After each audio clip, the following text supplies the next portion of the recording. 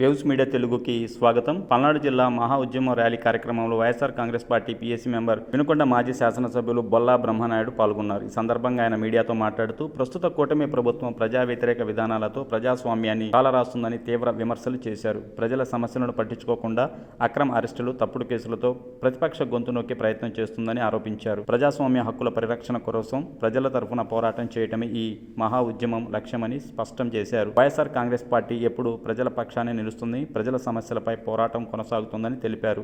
ఈ ఉద్యమంలో అన్ని వర్గాల ప్రజలు పెద్ద ఎత్తున పాల్గొని ప్రభుత్వానికి తగిన గుణపాఠం చెప్పాలని ఆయన పిలుపునిచ్చారు.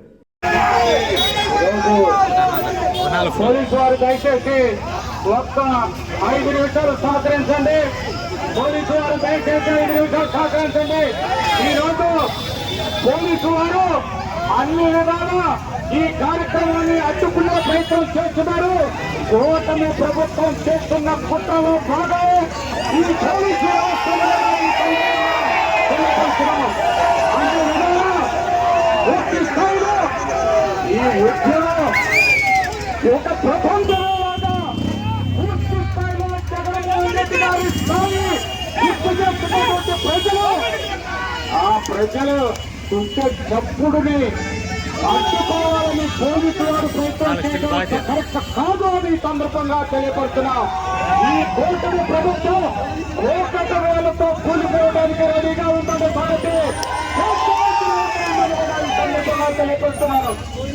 ఈ రోజు పూర్తి స్థాయిలో ఎవరైతే ఉన్నారో అన్ని విధాల చంద్రబాబు నాయుడు గారు, వాళ్ళ అబ్బాయి, వాళ్ళ ఉప ముఖ్యమంత్రి గారు, నాయన ఏమి మీకు ఈ ఆదాయాలు సరిపోలేదా? లాస్ట్ కి మెడికల్ కాలేజీలు కూడా తోపుడికి గురిచేస్తాం